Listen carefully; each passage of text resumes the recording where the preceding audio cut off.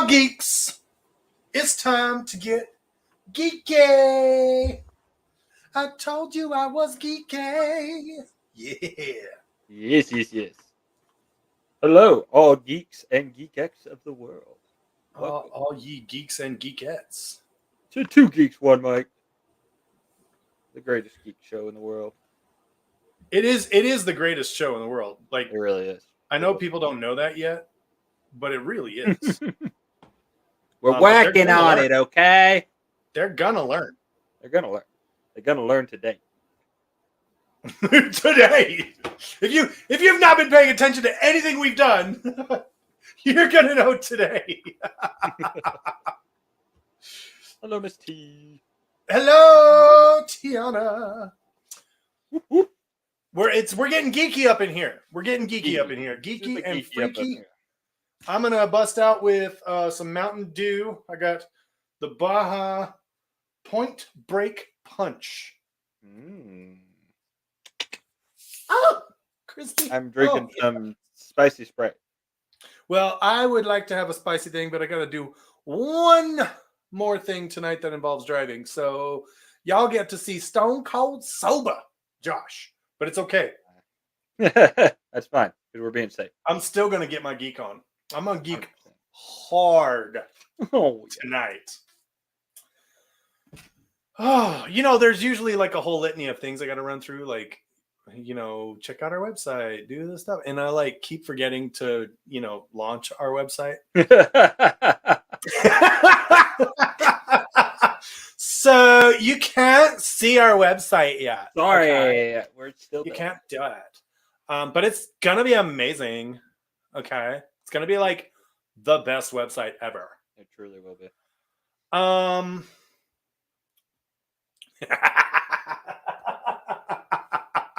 Have you?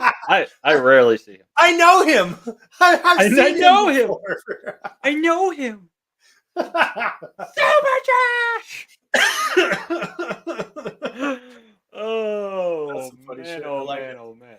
And that, like if everybody knew like how much I drink versus how much the perception of how I drink, like true. People think I probably got a problem. Like, I don't know.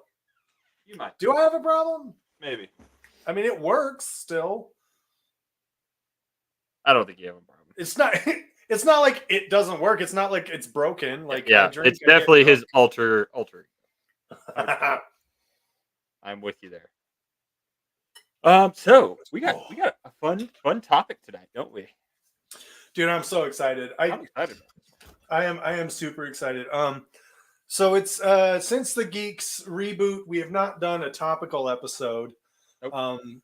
We've done cosplay focus and things like that. And as we go forward, I think we're gonna like even out, kind of do some scheduling, get organized. Us? No way. It's funny when I say it out loud. It's funny. But maybe we do like a movie review week. Maybe we do a cosplay week. Maybe we do. Exactly.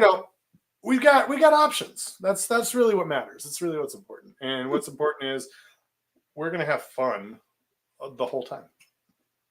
And hopefully you have fun with us because we like you guys being here. So thanks for tuning in. Thanks for geeking out with us. For tuning in and geeking out. Oh, that's a line. I like that. I'm gonna start saying that. Thanks for tuning in and geeking out. If you want more from the Geeks, remember to hit the subscribe button. If you're watching right now and you like what you're seeing, hit that thumbs up because this is a totally free way to say, "Hey, Geeks, you're all right." Yep, and we're live on multiple platforms. So yeah, that's true. We are everywhere. We got all the platforms. You know what, Tiana? It's okay. Next time you will be. You'll know what is coming down your eyeball holes. That sounded worse. Wait, we're supposed to prepare for this? Yeah. I didn't. Anyway, tonight we're going to talk about we're going to the House of Mouse. We're going to Disney. Yes. We're pulling way back. We're spinning the way back machine to 1985. Raise your hand if you were alive then. Just you, all by yourself. In the chat too. Raise your hand. Give me a hand emoji if you were alive in 1985. 1985. I'm still preoccupied with 1985, apparently. Who knows what Disney movie came out in 1985? T's with you. She was. Yep, T's right there. Old people unite. What's up? What came out in 1985? Oh, a little movie. You might have heard of it called The Black Cauldron. Bum, bum, bum. Yes, we are talking the one, the story of a young Black Cauldron. Yes, it's so good. It's over on the side. I love it. Love it, love it, love it, love it. If you have not seen The Black Cauldron, 1, what are you doing with your life? What are you doing with your life? 2, it is on Disney Plus. Yes, it is. I watched it today, which is probably my 800th time watching it, but it's so good. Fine. It's so good. Do you know? So good.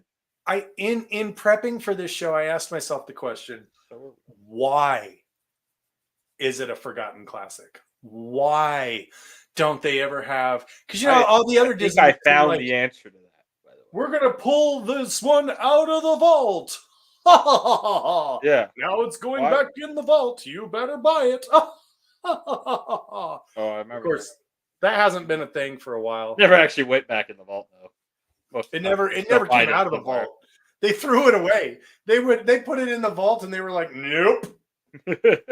I will say, I do remember having the Black Cauldron on VHS. On what? On VHS. Do I remember personally having it? We did. I know we did. I was about to say, I remember. What are you asking right now? I'm not asking. I'm making a statement.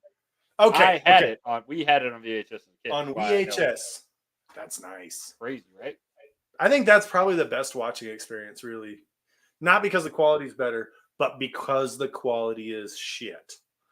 And because it's the only way you get to see Star Wars as it actually is.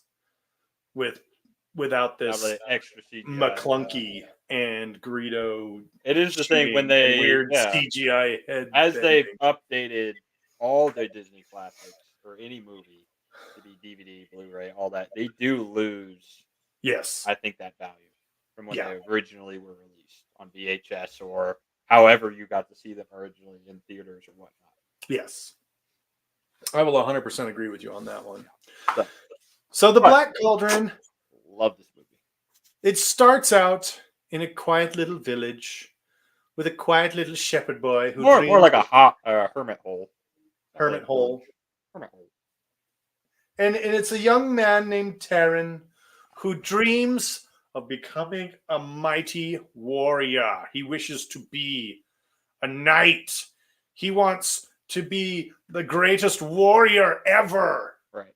And he's a shepherd, so that's not happening. Right? He's an assistant pig keeper. Assistant pig farmer. He's not even the head pig keeper. He's not even the head pig keeper. Pig keeper.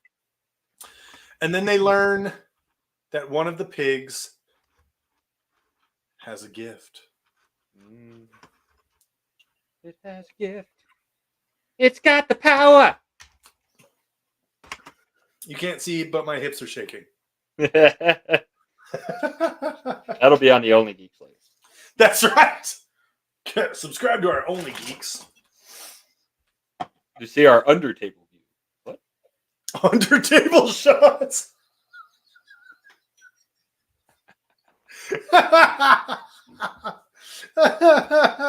Oh man.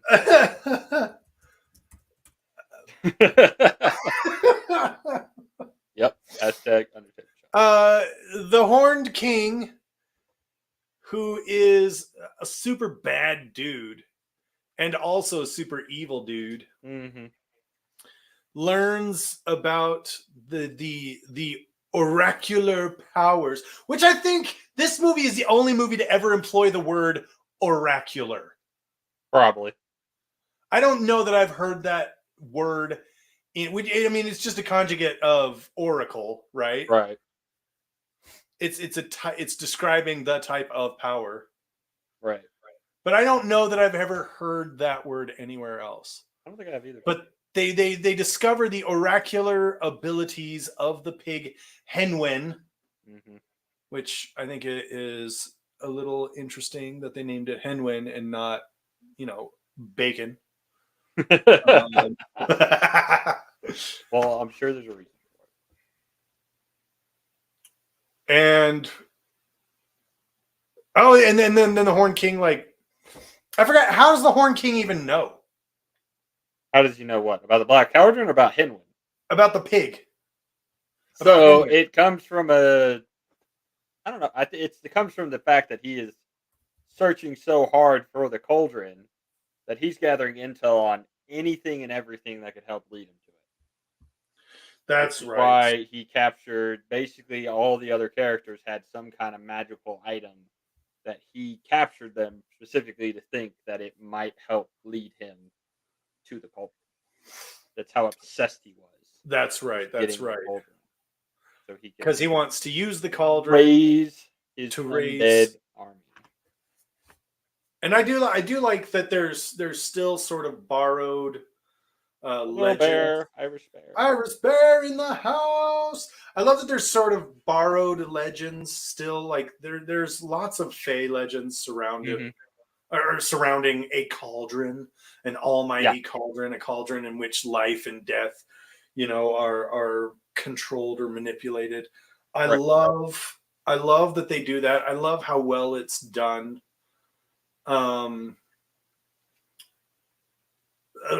story short, Taran and Henwen get captured and they get thrown into the dungeon and they meet a princess. Right. Princess Alwyn. Princess Alwyn. And when do they meet the crotchety old bard? Shortly after you meet. Because he's in the dungeon too, right? Well, there's a good point. Henwen is female pig in Welsh, so Henwen is girl. Oh. And the whole book is actually based on Welsh mythology. I didn't know that. Yes, it is based on Welsh. Now, I did know it was a book. I did know it was adapted from a book. Yeah, so it's actually adapted from a series. It's 2 separate books that they put together, and then there are actually, I think, 5 books in total in the series. And I'm pretty sure Disney had the idea of, we're going to make more movies off this. But then things happened and it didn't work out that way. So one of the things that I was interested in is the fact that, because the reason it was canned, I thought, was because there was a book club, Geeks Book Club #. There was there were sequences in the original film that were not that were disturbing to children. Like the kids watching it did not like it. Yeah, so this actually was the point I found too that was most interesting to me. This animated film, when it came out in 1985, was the first Disney film to be rated PG. Yes. Ever. So everything else was G because it was so lighthearted and nice, and that was Disney at the time. This was the first darker film that actually got them a higher parental guidance rating. Everything else up to this point was G. Yeah. So that set off, I think, a lot of people, because the other bigger point, this was the most expensive animated film of its time when it came out. It topped the charts as the most expensive at $44 million to produce. The Chronicles of Prydain? Prydain, yes, the world. So the original story is from an author named, I had it right here. Oh, where's my notes? Oh, dang, there are 6 books. 6 books. 6 books. The Chronicles of Prydain by Lloyd Alexander. Not a highly known author, but the book in the series called The Black Cauldron did win him a couple awards. And he actually did This was his known series. He was a children fantasy author. That's what he did. So it's based off that series, and in turn goes with Welsh mythology. I don't know why he picked Welsh. He was from Pennsylvania. Maybe that's why there's a lot of Welsh influence there. So he wrote these books. So the movie itself is based off two of the books. The first one, which is called The Book of Three. The Book of Three. And then The Black Cauldron, which is the second book. And then there were, I only see 5. Book 6 is The Foundling. It's not on his wiki. That's weird. Well, wiki is not a super. It might be like a short story or something like that. It's only 2.5. The audiobook is only 2 hours. Yeah, probably a super short series. Or probably one of those like side books that wasn't. Oh, I'm Foundling and Other Tales of Burdane is a collection of 6 short stories published in 1972. Perfect. So it's not part of the series, but it is part of the chronicle. So for those of you on Audible, I just picked up the first 3 books using credits on audiobook. With my other show, the Black Tower Podcast, we are doing a Wheel of Time reread currently. The month of May is The Eye of the World. So if you want to jump in on that, you can do that. However, what if we take the month of June and read these books? 2 geeks. Read them 2 up. geeks. Book reads. Let's see if I can buy the series. I bet we could probably buy it pretty cheap. Yeah, you probably buy all 5 altogether. But I just broke it down. I like to break it down book by book, so that I have, so I make sure I get each one individually. But the cool thing is these books, like it was like $11 for the first 2 books, $11 for book 1, $11 for book 2, and book 3 was like $6. You can get the whole box set on. In. She's in. Let's do this. Let's do it, T. I am down. All right, the whole box set on Amazon for $25. Really? Yeah, the whole box set, paperback. Wow. Right. And the audiobook looks like it's free. Thanks for stopping in, Iris Bear. Thank you so much. We appreciate the love for the show. That's right. Have a fantastic evening. Okay. But so getting back to the movie. Exactly. This was done. This was directed by Ted Berman and Richie Rich. Richie Rich. And they had done the movie The Fox and the Hound. Mm-hmm. In 1981, it was the previous movie. It was the movie right before the Black Cauldron. And fun story about The Fox and the Hound, it was the first movie to be recorded with Dolby surround sound. Yeah, and this one also had a first. Do you know what the first on this one is? It is the first animated film to use CGI. Really? The first Disney animated film to use CGI.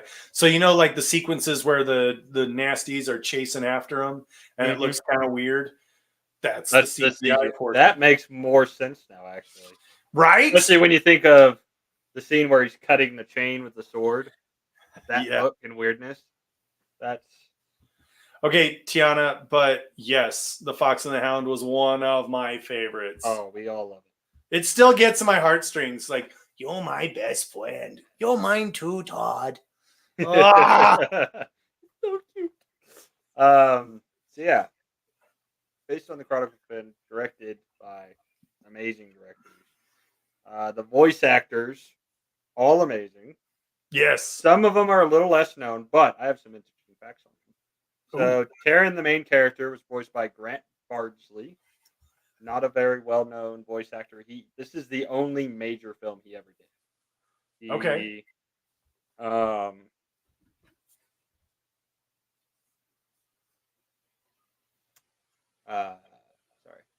Distracted by the chat. Shiny. Distracted by the chat. So the only major film he ever did, he voiced a few others. He was a child actor, and then when he went into adulthood, he kind of fell off the map. doesn't really even say where he is or what happened.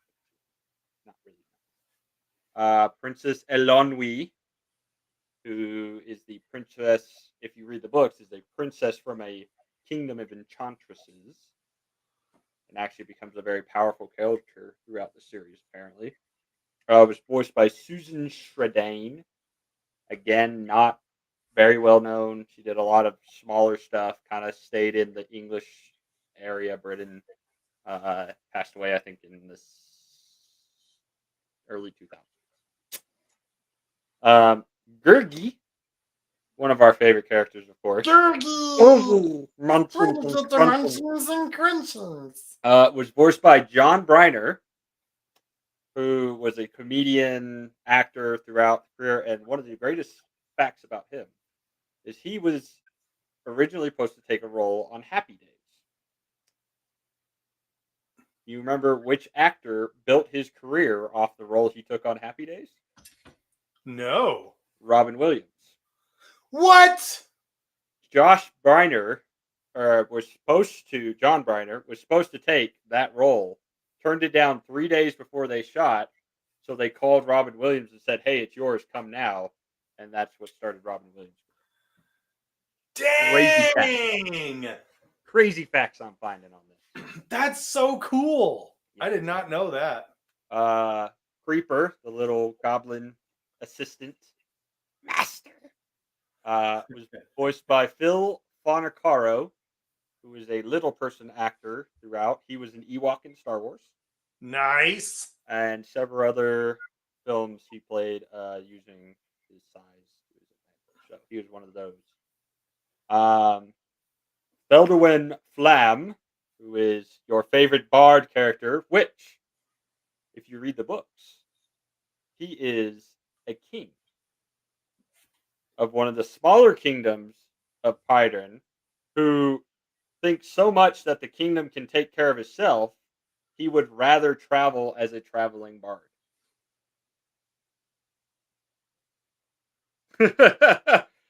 That was an interesting fact to read. Oh, wow. Literally leaves his kingdom to go be a traveling bard because that's more fun than ruling his kingdom. Hey, Mary. I mean, what? Oh, it's our fan. It's our fan. So, interesting fact about that character. Voiced by... What? Look, I hate him. I do. I've always hated him. He never did shit. He was worthless. He didn't, all he did was follow them around and complain, you know? Yeah. He was supposed to be a comic relief, so his harp obviously calls him out when he's lying, you know, just throughout the whole film, because it's funny. That happens in the book as well. And I think that's kind of the point. He's a king who is completely worthless. It makes me so happy to know that he's a king, right? Who is so dumb that he can't he doesn't want to rule his own kingdom. Oh, that was done. That was done by our good friend and #1 fan, Mary Doughton. Yes. Our amazing fan. Anyway. Yeah. I agree with you. Yeah. You're bringing it up. You're spitting facts right there. Yep. In the 80s, comic relief. Yeah. Him and Geeky were supposed to be the comic relief. You could get away with having a story that made no sense in the 80s. And people would be like, yeah, but it was really cool. Mm-hmm. See every Chuck Norris movie. We're happy to have you help you win bets, Mary. Anytime. Absolutely. So, Boyd Flanders. Yeah, keep going down with the voice actors. This is awesome. I love this. Was voice acted by Nigel Hawthorne. You know that name. Nigel Hawthorne? He also voiced Professor in Tarzan, James Dad. Nice. That is also something else he did. He did several other films like that. He is pretty well known in the voice acting world for that. And then my favorite one of all, the Horned King, was voiced by none other than John Hurt. John Hurt. And you know that guy because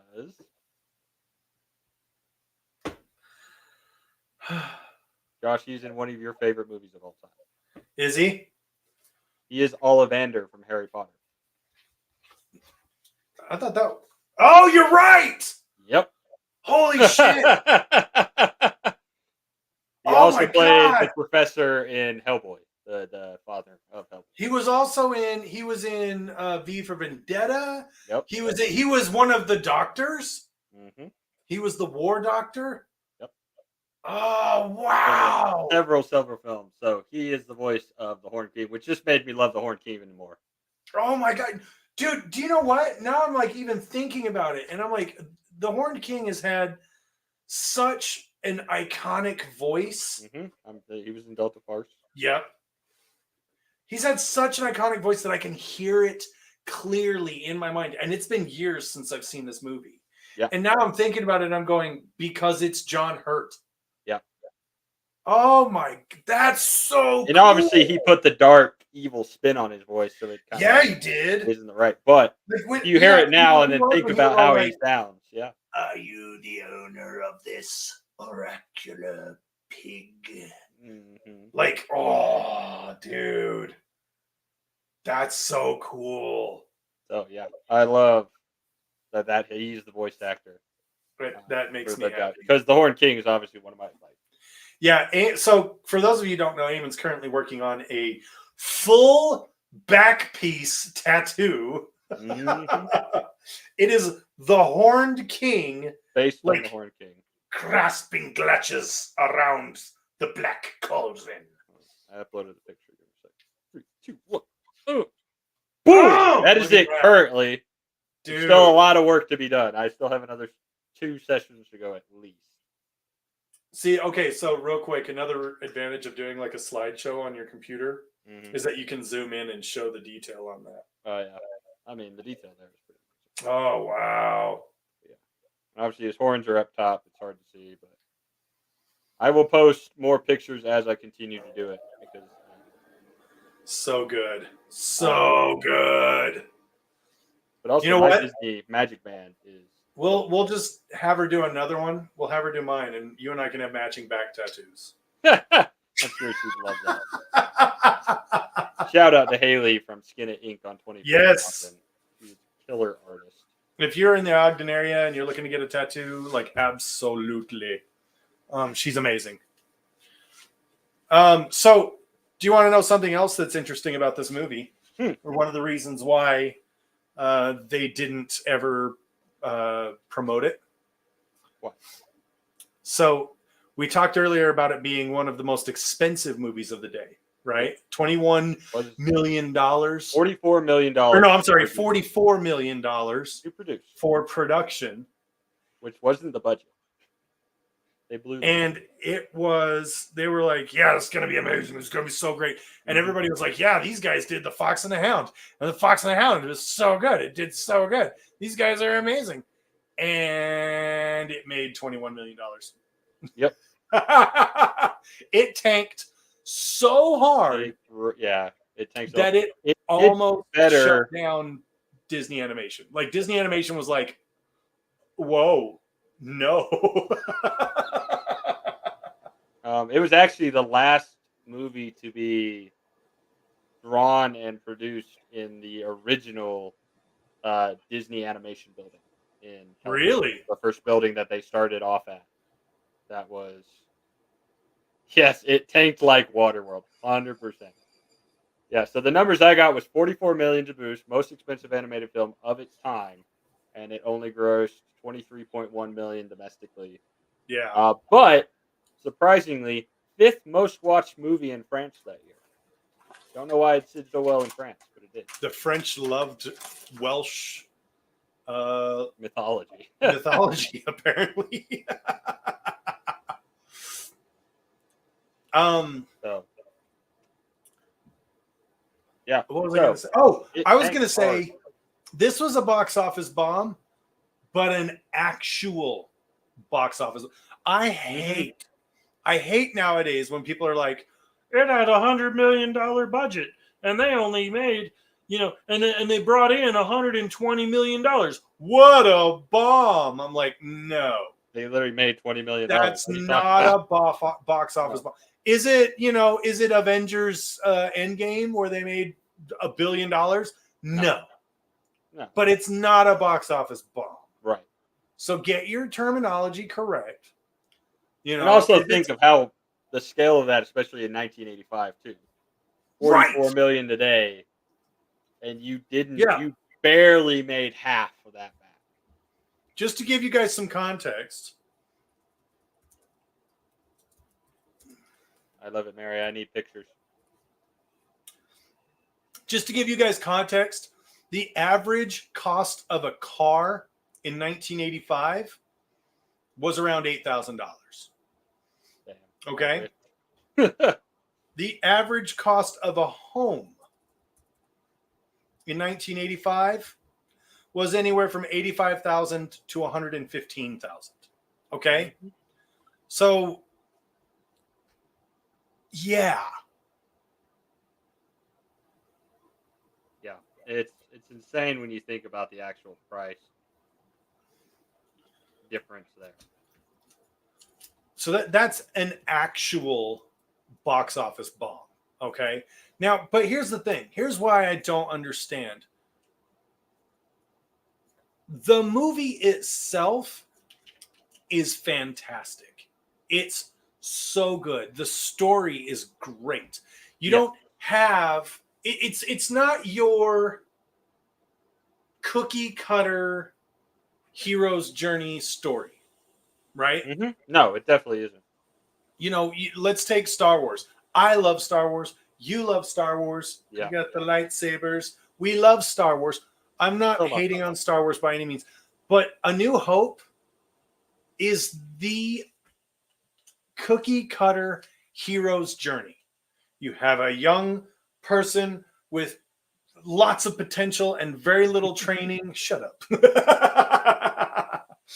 Comes along with a wise mentor to teach them and gives them an artifact, usually a magic something or other, in this case, a lightsaber.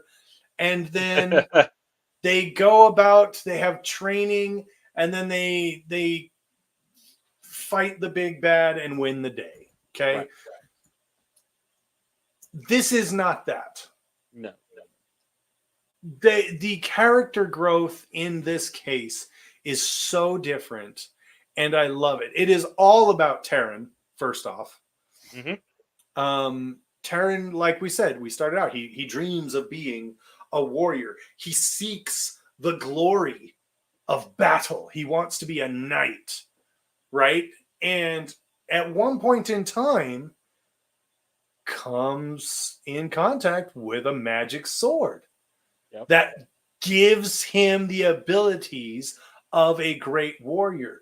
And for a brief period of time, he gets to live his dream as the greatest warrior. Mm-hmm. Now, in the end, due to a series of events, I know we're past the expiration for spoilers, but I do want you to see what happens in the movie, so I'm not going to go into specifics. But essentially what happens is he has a chance to get that sword back at the end of the movie. And he says no. He turns down the sword and wants his friend Geeky, who, through a series of events, has died inside the cauldron. And it's sad, it's terrible, and the character growth that Taran goes through is to me unique, because it's not about him. I want to be here, and in order to get there, I start out here, and by the end of the movie, I'm going to be here. It is very much, I want to be here. The movie, I'm here. I get a magic sword that brings me up here, and then I go back down here, and I know how it feels up here, but I'm still sacrificing that because I want my friend back. Right. And It's such a powerful hero's journey. And I love the story because of because of how non-cliche it is, because of how unique this story is. Right. I will say this. I did not know it was based on a book until doing some reading for this episode. I had no idea, and it makes me so happy. And now I've got the first 3 books, and you best believe I'm going to be reading them. I'm going to finish up The Eye of the World here. Hopefully, I'm going to finish it up before May is done. That'll give me a couple of days to get these books ready to roll. And then in June, what I'm going to do is I'm going to probably do like every other day kind of a thing, where I do one day is Wheel of Time, one day is the Black Cauldron, and I'm going to rock this, and I'm so excited. I am so excited. Yeah, it's going to be a lot of fun. I love the non-cliche arcs, how the characters aren't these all-powerful beings right at the beginning, powers, and then they're able to build and develop, actually, right? And then the storyline itself is just so good. No one thinks of a cauldron as this magic, amazing item. Right. But the way they describe it and how they use it, so good. A few other fun facts about this movie that I found. It really is. It really is. That's a good point too, though. Princess Alonwi is a badass, and she is stronger than probably even the movie gives her credit for. I'm excited to read the books because I read parts about her storyline where she is a princess of enchantresses. That's her bloodline. And I love that. She becomes queen and she rocks it, apparently. Fighting wars and all sorts of craziness. So it's good stuff. I can't wait. I can't wait. Look, here's the other thing. We don't get political here because we're geeking out. 100%. But I'm gonna tread that line for just a moment.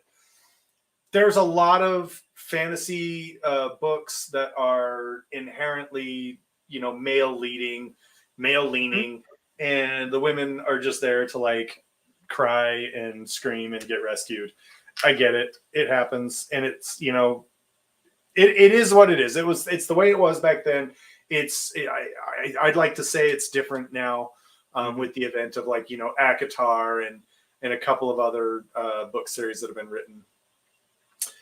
But if you want to find, there are these brilliant little gems of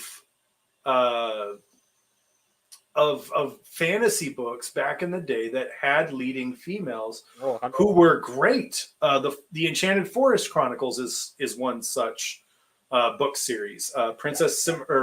I guess she didn't start out as she did start out as a princess. Princess Cimarine is a badass. She is a sassy little badass who is absolutely amazing, and I love her to death. Mm-hmm. I don't know, obviously, because I've not read The Black Cauldron, but I'm hoping that Princess Islandway is going to be the same. Like, you know what I mean? I hope that I'm going to read this and I'm going to go, damn, she is a badass. Yeah. Hell yeah. I was trying not to spoil the books, but from the little bits I've read, I'm super excited to see. Especially because, like I said, the whole Black Cauldron movie is based off the first 2 books. They took bits out of both books and made the movie. But if you read the character descriptions and kind of the simple paragraph for each book, the more amount of story we're going to get. Because obviously this was an animated movie in 1985. It runs maybe 60 minutes. I don't even think it's that long. The runtime 80 minutes. 80 minutes. I did not feel like it's that long. Anyway, watching these earlier movies nowadays, and you're like, damn, that was quick. But I guess you're so used to 2 and 3 hour movies now. That's for sure, though. Yeah. But I'm super excited to see that storyline develop way more, way past what the little glimpse we got in this movie. Dude, I'm excited to read this book. I might cheat and start it sooner. Sorry. I'm gonna sorry, not sorry. We'll see what happens. No, I do have to get through the Eye of the World. I have to finish that one up first. I barely cracked the surface. You cracked it? I cracked it. I've started the Eye of the World. It's gonna be. I'm a slow reader, no matter what. Some other interesting facts I found about this movie, which I think we need to delve into this one more. There was a video game. It came out in 1985, same year as the movie itself, and it was one of the old school text-based games. But interesting fact about it, because they were aiming towards the children that were watching and loving Disney at that time, it was one of the first video games ever to have functions tabs, so it was easier to control. So, because obviously with text-based, you had to be very precise in what you were typing, so the game knew how to proceed. It actually had functions tabs to help you, and there's apparently several different alternate endings depending on choices you make and things of that nature. So if there's a way we could find a copy of that game, I think that would. I just found it. Did you actually find the copy? I did, and I'm sharing the link in the chat right now. For those of you watching on other platforms, you'll need to go to the YouTube, and there's the link for it. The game. What? Lucky. Yeah. So we're gonna do that later. That's good. Maybe we stream that. Yeah, that should be fun. The Black Cauldron has also made several appearances in the Disney parks, not as much. Just based on the fact that Disney still thinks it's a flop, I think, even to this day. Which is sad because, again, like we've discussed, it's not a bomb. It's amazing. Right. So it's had several small appearances in the park. The Horned King himself has made appearances in some of the giant shows, but most people I don't think know who he is. And then apparently Geeky himself has made appearances in the park as well at points, but for very short times. He doesn't show up for that. But in Magic Kingdom, I have not. I am really sorry, and you're gonna have to send it to me again. And there's a whole list of books I am in so much trouble with so many people. I've got books that I need to read and I haven't. So right. Sorry. I still love you though. Yeah, as I was saying, so in Magic Kingdom, the restaurant Friar's Nook that's in the center. Yeah. The cauldron and that originally before that it was called Lumiere's Kitchen. Before that, it was called Geeky's Munchins and Crunchins. What? That was a restaurant. Before that, it was something else. But yeah, I want to eat at Geeky's Munchins and Crunchins. What the heck? Bring it back. Come on, Disney. Do the right thing. Right. And they don't even have a lot of merch for Black Cauldron, which is sad. This is the only thing I've found in the last few years, which I bought immediately. Was so for those of you guys don't magic know band. That's a magic band you can use at Disney World and Land now. Oh, and Land now. That's cool. Yeah, they have increased. So I've got the 100th year edition Horned King. It was limited release. We got Geeky. There is a Loungefly. Ooh, is there? Yeah. I didn't know that. I just typed in Black Cauldron merch in Google, and there's a Loungefly.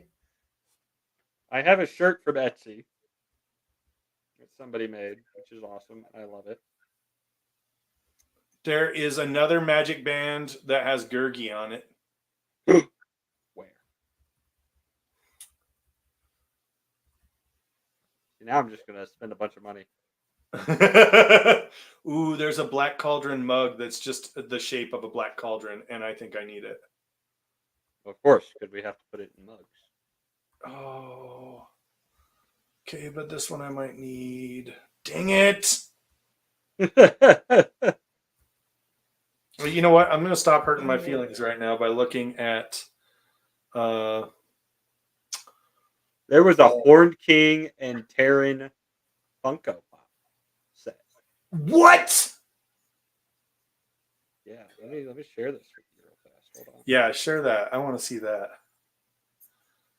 Do you know what? Okay, part of the things that make a story great is by having an actual villain, not like these villains that are like, I will put a gun to your head, and everybody's like, oh no, don't do that, and the villain's like, haha, just kidding, I wouldn't actually shoot you. Why is that? No. Oh, whoops. Hold on. Wrong one. Clicked on the wrong tab. What tab was open there, buddy? It was not a bad tab. What tab was open there, buddy? The internet is forever. There it is, right there. Dang. And the Horn King. I'm not a Funko fan, and I might even need to buy that. I'm not a Funko Pop fan, but for some reason everybody thought I was back in the day. And you have a bunch of them? I have tons of them that people gave me as gifts.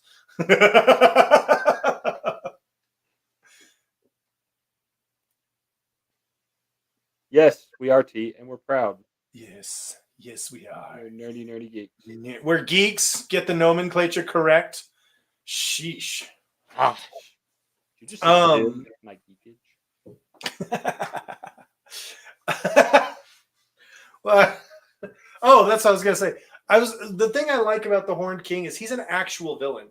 Oh, 100%. When he has Taran and Henwen in his courtyard little place in his throne chamber, he's like, all right, cool. So the pig can see things. I need you to take the pig and make him show me stuff. And the guy's like, no, sorry, just a regular pig. Bye. Kill him. And the king's like, cool. If you're not magic and then you serve no purpose for me, you're wasting my time and I'm just going to kill you. And he's like, whoa. But I love how the king's just like, oh, what a shame. Well, I guess I'll just kill you then. Like he's already moved on to finding the cauldron some other way. Right. He just does not give a crap. And that's like to have a villain that actually poses a threat is important.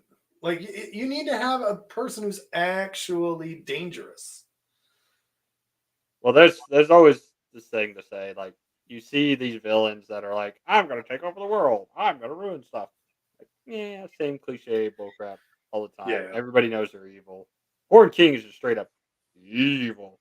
There's a few of them that are. Like Maleficent is. Like, she's a no-nonsense. She will cut a bitch. Like, yeah. He made it even better with the live-action one. Which I haven't seen. You haven't watched it? I haven't seen that one. I keep meaning to get around to it. You know what I'm going to do? I'm going to add it to my list right now. Yeah, both those movies are amazing.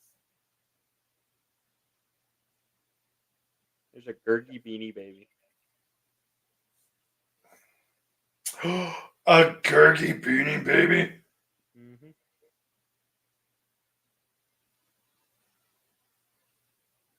He looks cracked out, but he's Gurgi.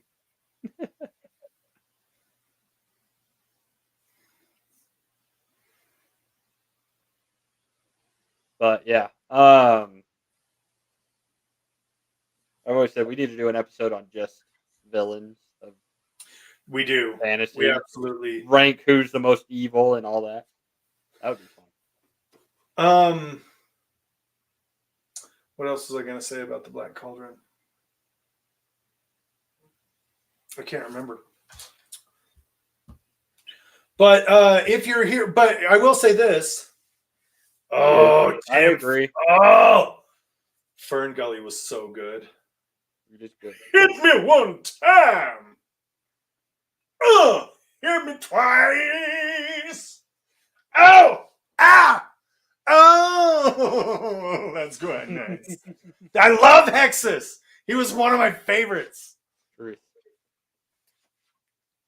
So I think here's what we're going to do. Here's what we're going to do going forward. Because I loved talking about this. I loved getting to this. I did not know. I had no clue that the same guys who did The Fox and the Hound were the ones who did The Black Cauldron. Mm-hmm. My mind is completely blown with that fact alone. And then you brought a whole bunch of others in.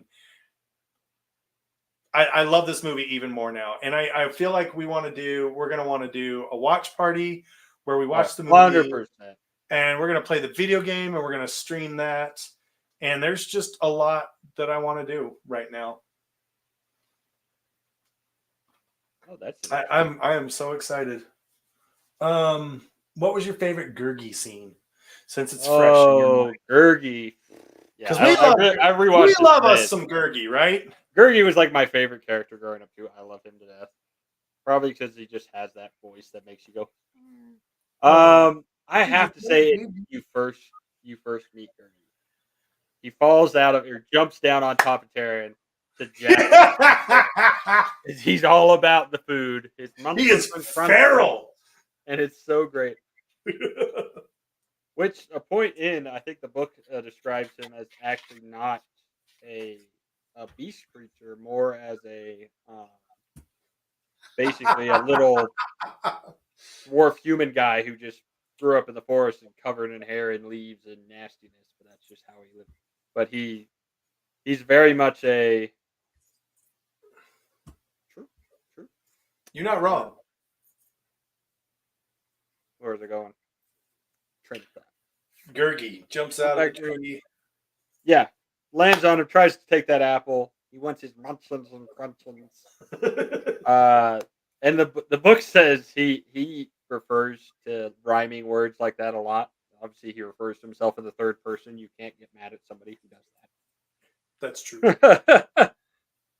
So that's probably it. And he's just like, and then as he's giving the apple back, he just takes a big old chunk of it as he's handing it back. Like, yep, okay, there you go. I got mine. It was good. It's got the same energy as like Lilo and Stitch. Yeah. When Lilo's sister Nani is like trying to hold her back, and she just like licks her hand. 100%. But then when they're trying to go into the castle too, Gurgi's like, "Are you high? No. Why would I go in there? You're dumb." What up, Soundscape? Soundscape in the house. See you, man. Yeah, that's got to be my favorite Gurgi. Just meeting him in general, you just go, "Holy crap, I love this little dude." Gurgi is good. Gurgi is great. You know, my favorite. I did always love Gurgi. Like this is not me not loving the Gurg. But my favorite was always Taran. But I always thought Taran was dumb for not taking the sword. I was always like, what if he took the sword and dedicated his warrior career to the death of his friend Gurgi? Oh my gosh. Does that make me a bad person? I feel like that makes me a bad person. I actually didn't even look that up. Let's see. So Dalbin is the old man at the beginning. Oh, that's right. Yeah, for those of you who don't know, if you do the research on Dalbin, I did have this fact. I didn't write it down for some reason. Dalbin is a wizard. Basically, you could call him a wizard of the land, right? Right. He is over 370 years old at the beginning of the series. Oh. Yes. So he's gotten around a little bit. He's basically the Gandalf of the realm. He was voiced by Freddie Jones. What else did Freddie Jones do that we might know? Let's see. Exactly. Winston gets it. Could have been a paladin, but no. Had to choose friendship. The power of friendship. The power of friendship or this super sweet sword. Which do you choose, young warrior? Oh, look at this. This would be a good place to... Oh, that looks so cool. Works perfectly. I should swap these out so the colors match again, though. I'm going to do that right now while you look up your thing. And it's not just because it needs to be done. It's because I'm kind of want to flex that I have these swords because they're super cool. British audience.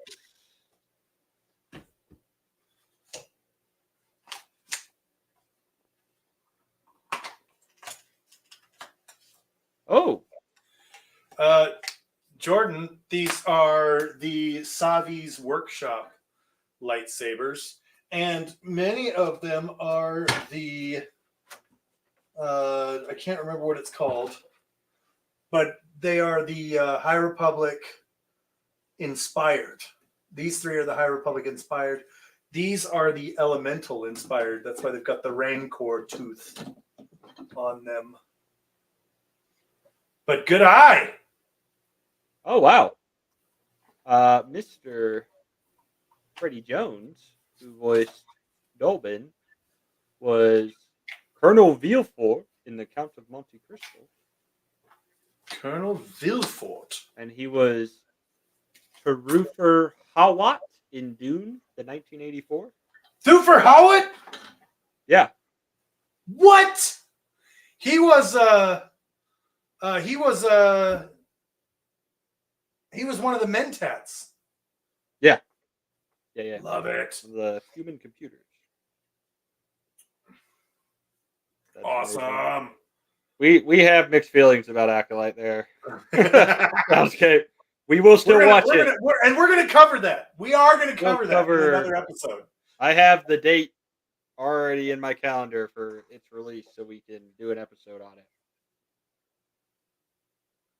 So, okay, so wrapping up, yes, that's what's going to happen. Wrapping up the Black Cauldron, it is an entirely underrated movie, absolutely underrated movie. Go check out the book. The first book in the series is, I'm pulling it right back up right now. The Book of Three by Lloyd Alexander. They look like easy reads. The audiobook for the book one is 5 hours long. Just to give you a comparison to The Eye of the World, that's a 30-hour long audiobook. We're going to be doing our book club. We're going to start reading the Black Cauldron book series. That is the book series right there for y'all. I love it. The Chronicles of Prydain. The movie itself is underrated. The book series, I don't know. We're going to read it together and we're going to find out how the books are. Super excited. As far as a watch party, we're definitely going to have a watch party. That's going to happen. So make sure you're following us on Twitch, because that's where most of our live stuff goes through. Yeah. We will be doing a video game playthrough on Twitch as well for the Black Cauldron, because I didn't know there was a video game. I didn't either. But I'm super excited for it. If you scroll up in the chat, and you know what, I'm gonna put it in the description below. Yes. But I'm gonna do that later because, well, no, maybe I'll do it right now. But so go watch the movie today. Go sit down, pull up a nice book. It actually feels super short when you watch it. Right. Title and description. Play the video game here. Bam. Watch the movie. Play the video game. Click the link in the description. Like this video. Make sure you subscribe to our channel so you don't miss a dang thing. Make sure you subscribe to our Twitch, Facebook, X, all the platforms. Instagram, TikTok, we're there. Chances are we're there. Okay. And another interesting question from Mary. The Oreos from the freezer. He's computing. He's buffering. He's finding the information. He's lost. File corrupted. I might be going out and buying some Oreos while I'm out doing the others, while I'm running around tonight. Put them in the freezer and drop them in your drink. In the freezer. I did not. I don't think I have done Oreos in the freezer. Mary, you could just message me instead of putting me on blast in public. I'm just saying. Or you could, come to Utah and visit us at some point. That's right. Check the freezer. There's probably Oreos in there.